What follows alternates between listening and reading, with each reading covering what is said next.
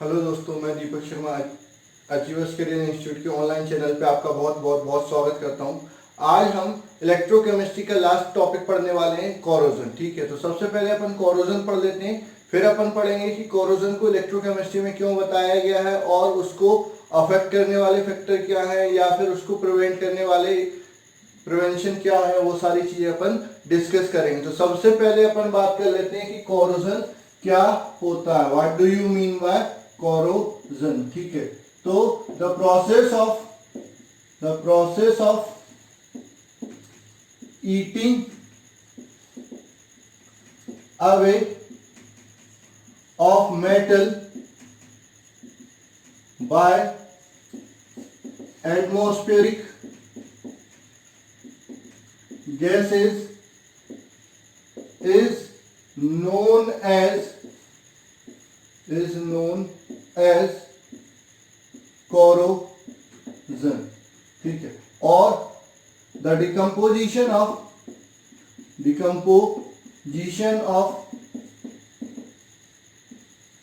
metal by atmospheric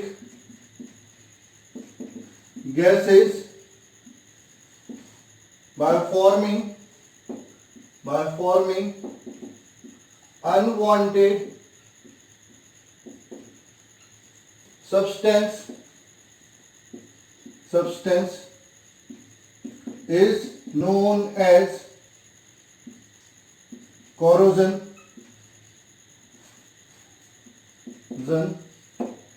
most common example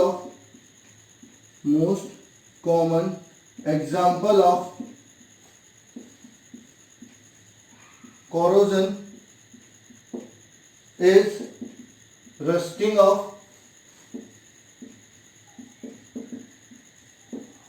iron. तो सबसे पहले आप समझ लीजिए कोरोजन क्या होता है। जब किसी मेटल को आप ओपन एटमॉस्फेयर में छोड़ देते हैं तो एटमॉस्फेरिक गैसेस क्या करती हैं, उस पर अटैक करती हैं और उसके ऊपर एक अनवांटेड सब्सटेंस की लेयर बन जाती है और आपकी मेटल क्या हो जाती है, डिकम्पोज हो जाती है। तो ये जो प्रोसेस होता है जिसमें आपकी मेटल एक अनवांटेड सब्सटेंस में कन्वर्ट हो रही है या मेटल डिके हो रही है या मेटल ईट अवे हो रही है, तो उस प्रोसेस को अपन क्या बोलते हैं, कोरोजन बोलते हैं। कोरोजन ऑलमोस्ट सभी मेटल का होता है। कुछ नोबल मेटल का कोरोजन क्या होता है, नहीं होता या बहुत स्लो रेट से होता है। तो सबसे कॉमन एग्जांपल जो कोरोजन का है वो रस्टिंग ऑफ आयरन होता है। ठीक है, अब अपन बात करते हैं कि कोरोजन को इलेक्ट्रोकेमिस्ट्री में क्यों पढ़ रहे हैं, क्योंकि कोरोजन भी क्या है, एक इलेक्ट्रोकेमिकल प्रोसेस है। तो अपन बात कर रहे हैं थ्योरी ऑफ कोरोजन या थ्योरी ऑफ रस्टिंग या फिर आपका कोरोजन एंड इलेक्ट्रोकेमिकल प्रोसेस। ठीक है, तो अगली हेडिंग आती है आपकी थ्योरी ऑफ कोरोजन। और corrosion is an electrochemical process. ठीक है, तो इसमें लिखेंगे we can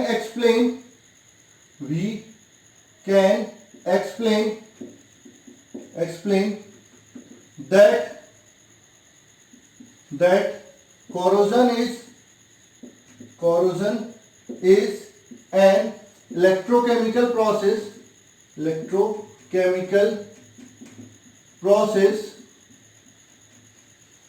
with the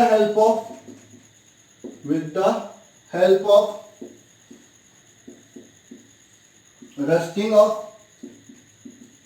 rusting of iron. ठीक, तो इसमें लिखेंगे रस्टिंग ऑफ आयरन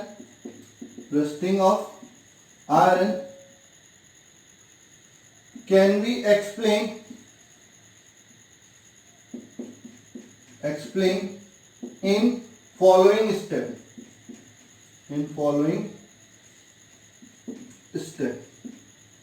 ठीक है, फर्स्ट स्टेप क्या होगा, the water vapour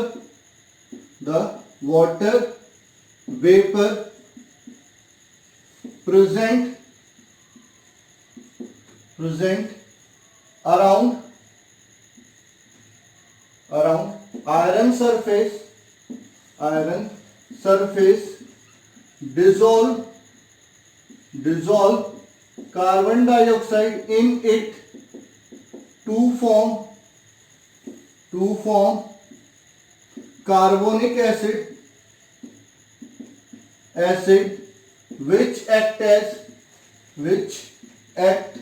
as electrolyte. ठीक है, क्या होता है, आयरन आर्टिकल या आयरन की कोई भी ऑब्जेक्ट जो पड़ी है, जब मॉइस्ट एयर के कांटेक्ट में आती है, मतलब मॉइस्चर के प्रेजेंस में एयर के कांटेक्ट में आती है, तो उसके अराउंड जो वाटर वेपर होती है वो एयर में प्रेजेंट कार्बन डाइऑक्साइड को अपने अंदर डिसॉल्व कर लेती है, साथ ही साथ ऑक्सीजन को भी डिसॉल्व कर लेती है। तो मेन किसको कर रही है, कार्बन डाइऑक्साइड को डिसॉल्व कर रहा है, कौन, मॉइस्चर। तो आपका क्या बन जाता है, कार्बोनिक एसिड बन जाता है, H2CO3 बन जाता है। ठीक है, ये आपका क्या होता है, वीक एसिड होता है जो इलेक्ट्रोलाइट की तरह वर्क करता है, और ये क्या हो जाता है, आयनाइज हो जाता है, किसमें, आपका twice of H plus ion plus CO3 2 minus ion की प्रेजेंस में। फिर क्या होता है, in presence of H plus ion and oxygen the iron get oxidized into ferrous ion. This side of iron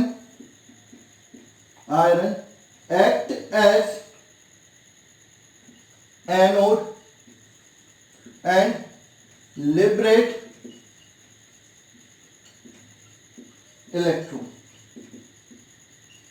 ठीक, तो आपका जो आयरन है किसकी प्रेजेंस में, H प्लस आयन और ऑक्सीजन की प्रेजेंस में क्या हो जाता है, ऑक्सीडाइज हो जाता है, किसमें, Fe2 प्लस आयन में, और 2 इलेक्ट्रॉन प्रोड्यूस कर देता है। तो जहां पर ऑक्सीडेशन हो रहा है उसको अपन क्या बोलते हैं, एनोड बोल देते हैं। ठीक है, अब ये जो इलेक्ट्रॉन है मेटल के थ्रू दूसरे एंड पर ट्रांसफर हो जाते हैं। ठीक है, और वहां पर ऑक्सीजन की प्रेजेंस में जो H प्लस आयन होता है वो क्या हो जाता है, रिड्यूस हो जाता है। ठीक है, these electrons, third step, these electron are transferred to other side by metal where it reduce H plus ion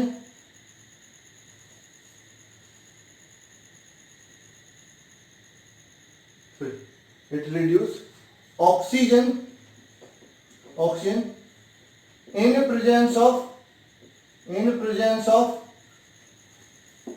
H plus ion, this side of iron act as cathode. तो आपका क्या होता है, ये 2 इलेक्ट्रॉन दूसरी तरफ गए, वहां पर आपके क्या थे, 4H प्लस आयन थे, प्लस आपके क्या है, ऑक्सीजन था, प्लस आपका 4 इलेक्ट्रॉन वहां पर पहुंच गए, डबल इलेक्ट्रॉन वहां पर पहुंच गए, और ये क्या हो जाता है, रिड्यूस हो जाता है, किसमें, आपका H2O में, ट्वाइस ऑफ H2O में रिड्यूस हो जाता है। तो जहां पर रिडक्शन हो रहा है वो कैथोड हो गया, यहां पर ऑक्सीडेशन हो रहा है वो एनोड हो गया। Hence overall reaction.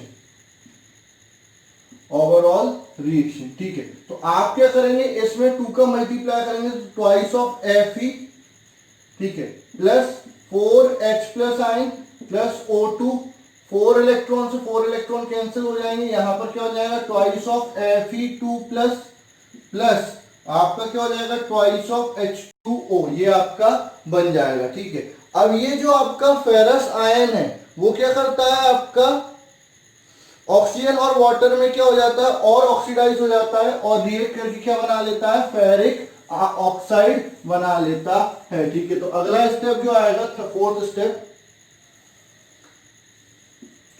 thus the ferrous ion react with oxygen oxygen dissolve in water to form ferric oxide,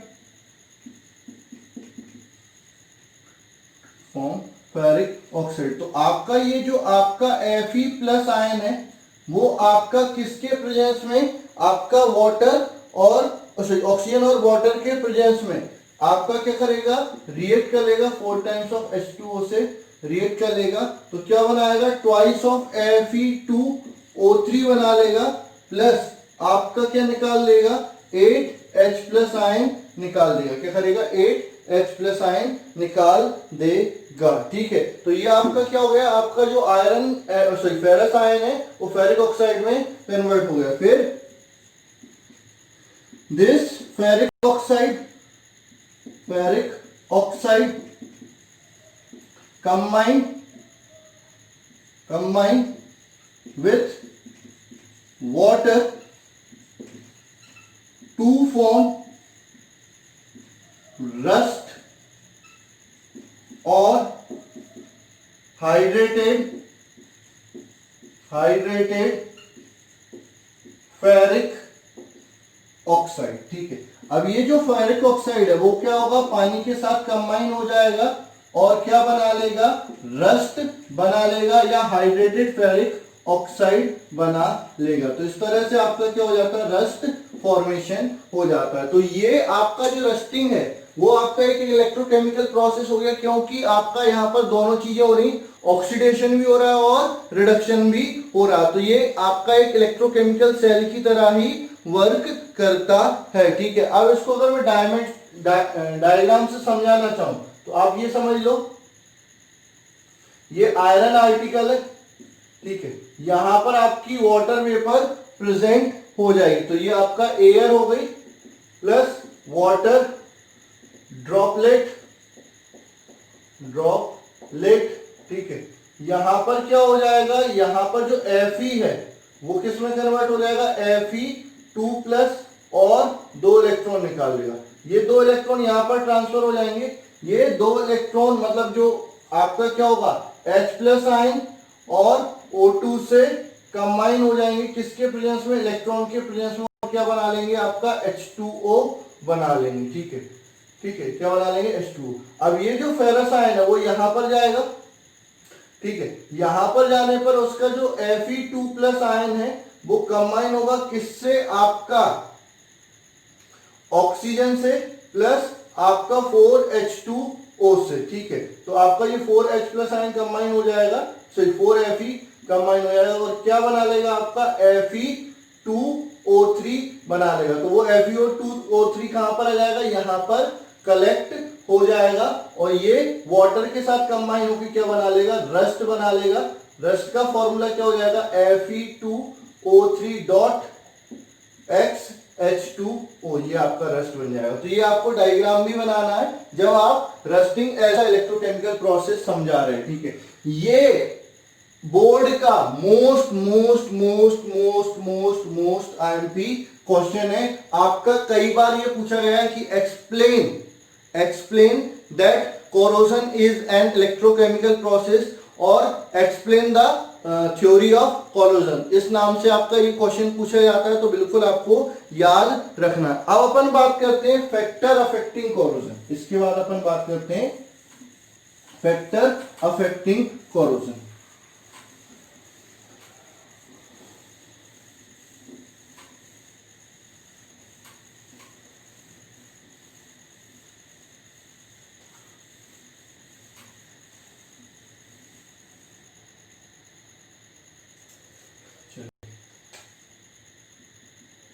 factor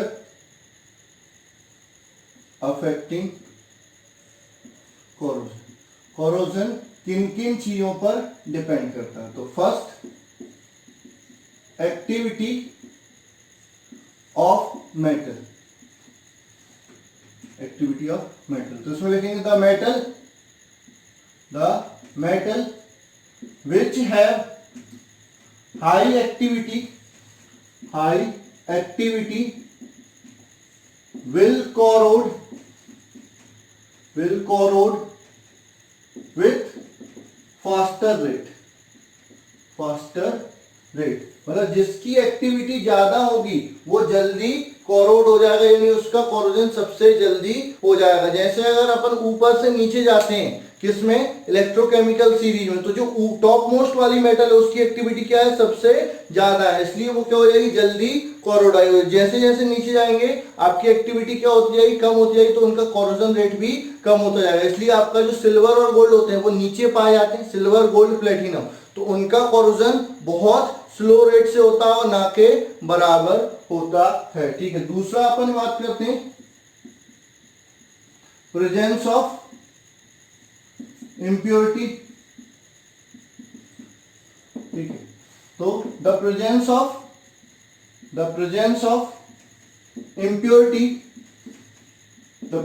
impurity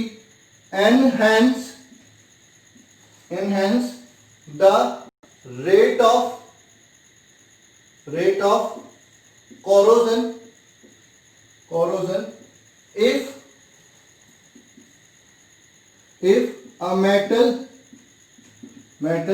does not contain any impurity, then it corrode at very slow rate। ठीक है, अगर आपकी metal में impurity है तो वो metal की जो कोरोजन की रेट है उसको क्या कर देगी, बढ़ा देगी, और अगर इम्प्योरिटी नहीं होगी तो आपका कोरोजन भी क्या होगा, ना के बराबर हो जाएगा। जो प्योर मेटल है उसका कोरोजन क्या होता है, बहुत स्लो रेट से होता है, और जितना ज्यादा इम्प्योरिटी मिलती जाएगी या जितनी ज्यादा इम्प्योरिटी बढ़ती जाएगी वो क्या हो जाएगी, आपका कोरोजन की रेट भी बढ़ा देगी। ठीक है, उसके बाद आपका आता है presence of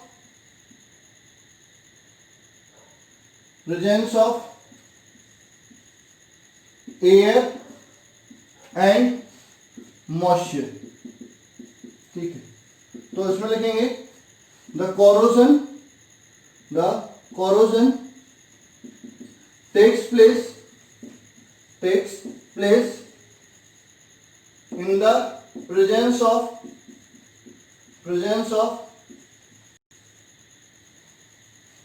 air and moisture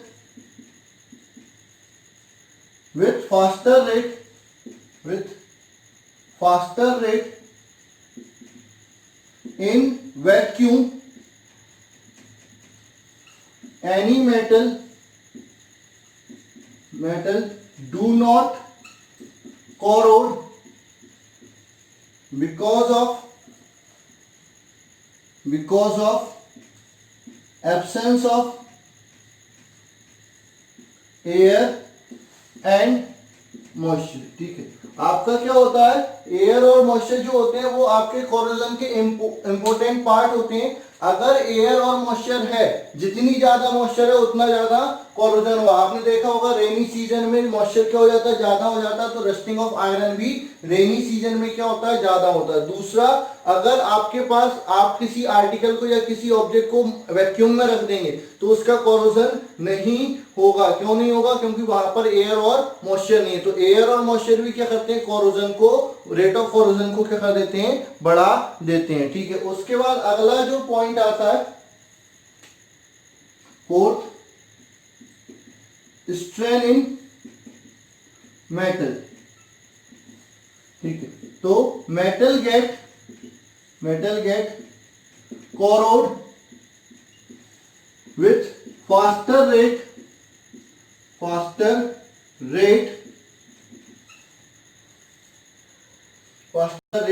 where it have any strain or scratch।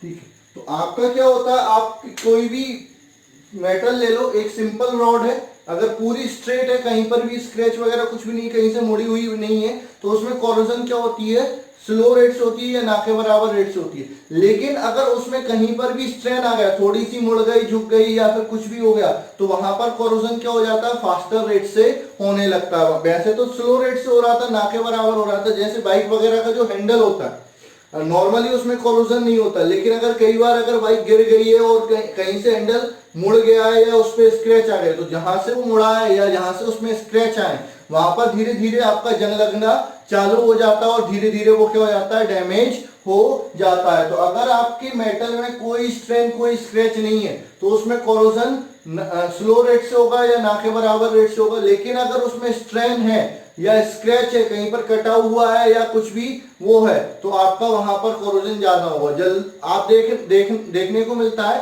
कि घर में जो पाइप वगैरह होते हैं या फिर आपकी रॉड वगैरह होती हैं, जहां से वो जुड़ी रहती हैं, यानी कोने पे जहां पर वो मुड़ी हुई रहती हैं, वहां पर कोरोजन क्या होता है, जल्दी होने लगता है। तो ये आपका फोर्थ फैक्टर हो गया। ठीक है, अगला फिफ्थ फैक्टर आता है कोरोजन का, प्रेजेंस ऑफ इलेक्ट्रोलाइट। अगला जो फैक्टर आता है वो क्या आएगा, presence of electrolyte.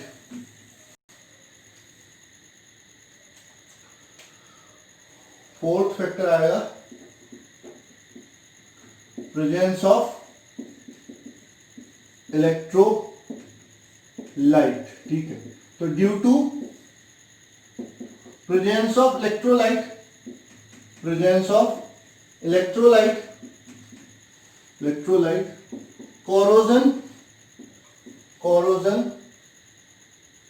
corrosion will takes place at faster rate। ठीक है, आपका क्या होता है, जैसे सॉल्टी वाटर में कोई ऑब्जेक्ट डाल दो, जैसे समुद्र का पानी में कोई भी चीज डाल दो, उसका कोरोजन क्या होगा, बहुत जल्दी हो जाएगा, क्योंकि जो इलेक्ट्रोलाइट होते हैं वो भी कोरोजन के रेट को क्या कर देते हैं, बढ़ा देते हैं। ठीक है, तो ये होगा आपके factor affecting corrosion.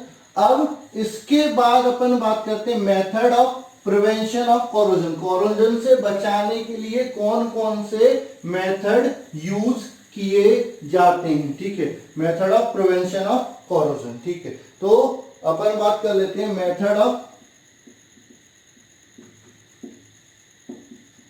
Prevention of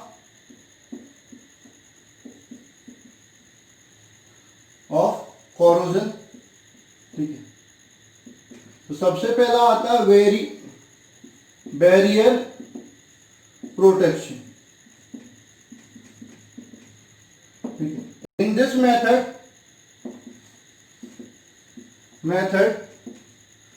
we don't allow metal surface to come in contact of moist air by following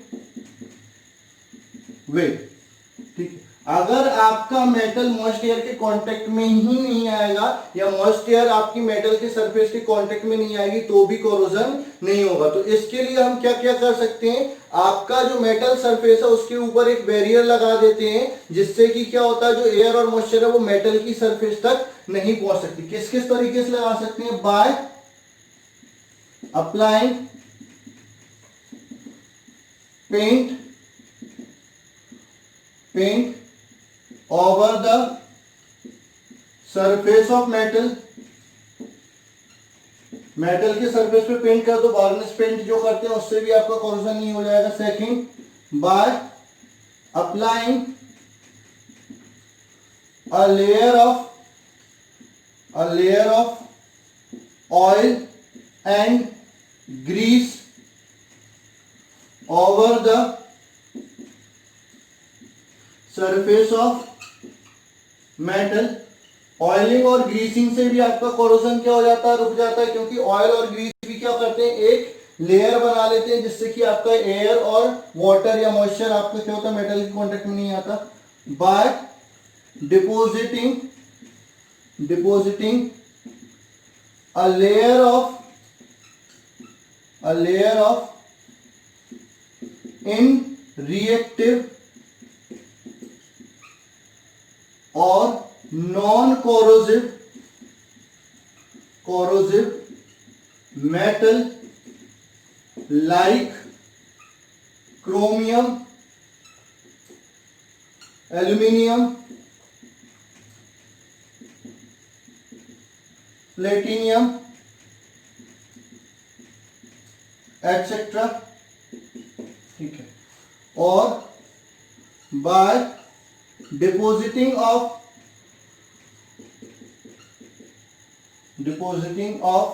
a layer of hard material like phosphate etcetera. ठीक है, तो ये पहला मेथड हो गया जिसको अपन क्या बोल रहे हैं, बैरियर प्रोटेक्शन बोल रहे हैं। बैरियर का मतलब क्या होता है, अवरोध। आप मेटल के ऊपर एक ऐसी लेयर डिपॉजिट कर दो जिससे कि आपका जो मॉइस्ट एयर है वो मेटल के सरफेस के कांटेक्ट में ही नहीं आए। किस किस की लेयर बना सकते हैं, पेंट की बना सकते हैं, ऑयल और ग्रीस की बना सकते हैं, लेस रिएक्टिव या नॉन रिएक्टिव या नॉन कोरोसिव मेटल की लेयर बना सकते हैं, या फिर कुछ एक ऐसा हार्ड लेयर डिपॉजिट कर सकते हैं किसकी, फॉस्फेट वगैरह की, जिससे आपका कोरोजन नहीं होगा। तो इसको अपन क्या बोलते हैं, बैरियर प्रोटेक्शन। उसके बाद अगला जो आता है, दूसरा जो मेथड आता है, दूसरा जो मेथड आता है उसको अपन क्या बोलते हैं, sacrificial protection. Sacrificial protection,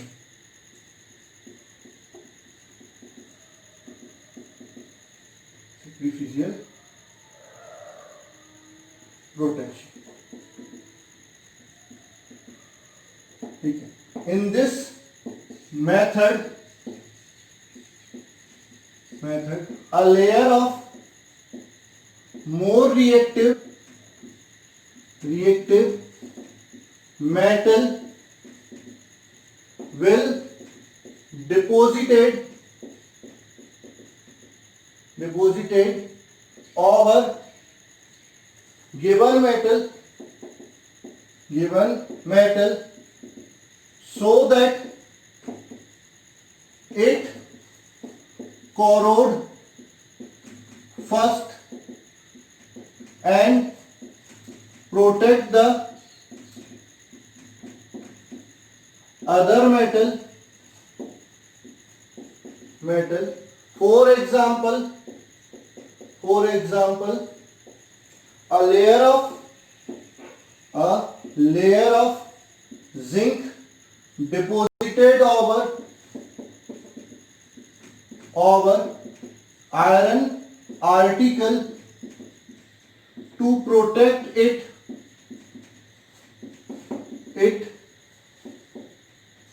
from corrosion. This process of depositing zinc over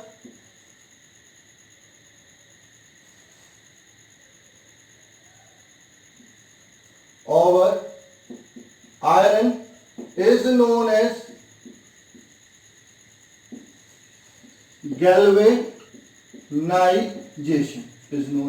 galvanization. ठीक है, तो सैक्रिफिशियल प्रोटेक्शन में क्या होता है, सैक्रिफिशियल प्रोटेक्शन में सिंपल सी बात होती है, सैक्रिफाइस करना। सैक्रिफाइस मतलब एक को बचाने के लिए दूसरे को निपटा देना। तो जो ज्यादा रिएक्टिव मेटल है उसको आप क्या कर देते हो, कम रिएक्टिव मेटल के ऊपर डिपॉजिट करते हो। जब एयर और मॉइस्चर आती है तो वो ज्यादा रिएक्टिव मेटल को क्या करने लगती है, डिकम्पोज करने लगती है और कम रिएक्टिव मेटल को छोड़ देती है। तो एक को बचाने के लिए दूसरे की हम क्या कर देते हैं, कुर्बानी दे देते हैं। इसको अपन क्या बोलते हैं, सैक्रिफाइशियल प्रोटेक्शन बोलते हैं। जनरली अपन इसमें क्या करते हैं, आयरन आर्टिकल को प्रोटेक्ट करने के लिए उस पर जिंक की लेयर डिपॉजिट कर देते हैं। तो ये जो प्रोसेस होता है जिसमें हम आयरन आर्टिकल पे जिंक की लेयर डिपॉजिट करते हैं, तो इस प्रोसेस को हम क्या बोलते हैं, गैल्वेनाइजेशन बोलते हैं। ठीक है, तो ये आपका सेकंड मेथड हो गया। थर्ड मेथड होता है आपका इलेक्ट्रिकल प्रोटेक्शन। थर्ड मेथड क्या होता है, electrical protection.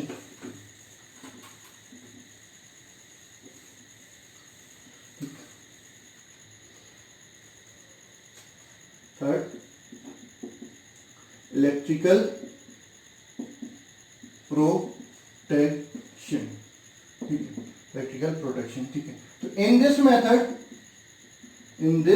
Method we place a more reactive metal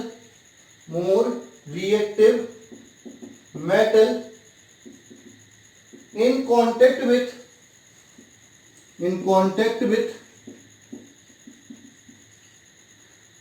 with iron article so that during oxidation of iron article electron are supplied by more reactive metal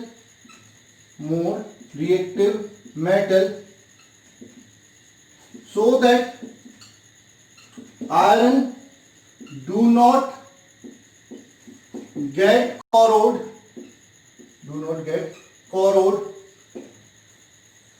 but more reactive metal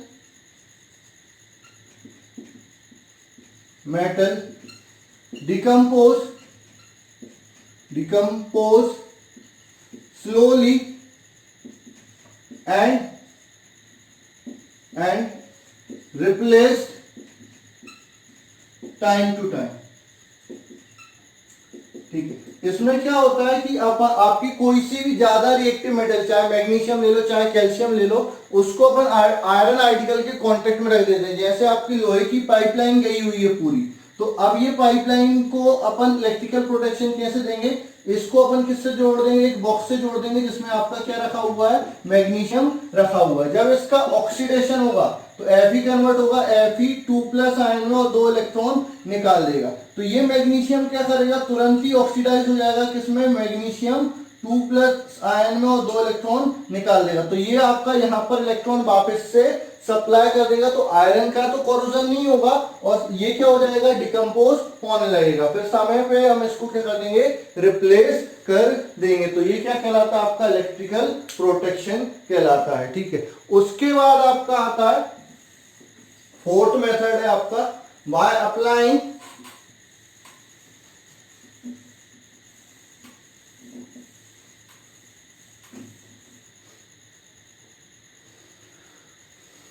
fourth आएगा by applying anti rust solution, ठीक है। अगर आप anti rust solution का application करेंगे तो भी आपका क्या हो सकता है, कोरोजन को प्रिवेंट किया जा सकता है। Generally anti rust solution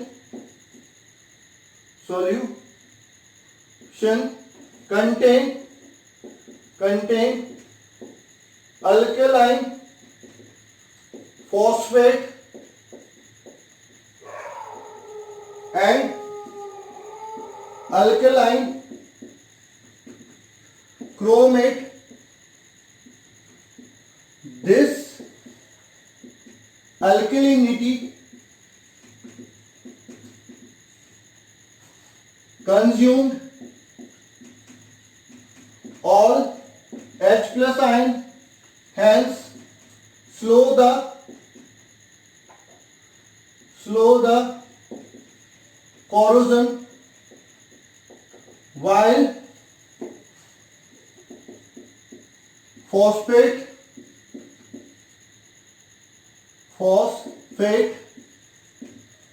and chromate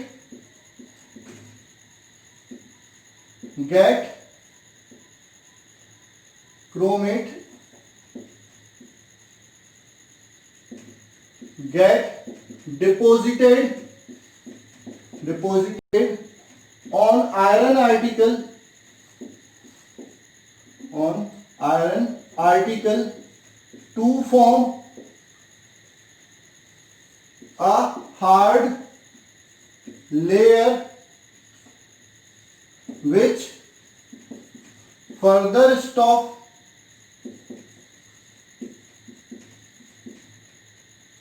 corrosion. ठीक है, तो आप क्या करते हैं, कोरोजन को प्रिवेंट करने के लिए एंटी रस्ट सॉल्यूशन का यूज करते हैं। एंटी रस्ट सॉल्यूशन जनरली क्या होते हैं, अल्कलाइन फॉस्फेट या अल्कलाइन क्रोमेट होते हैं।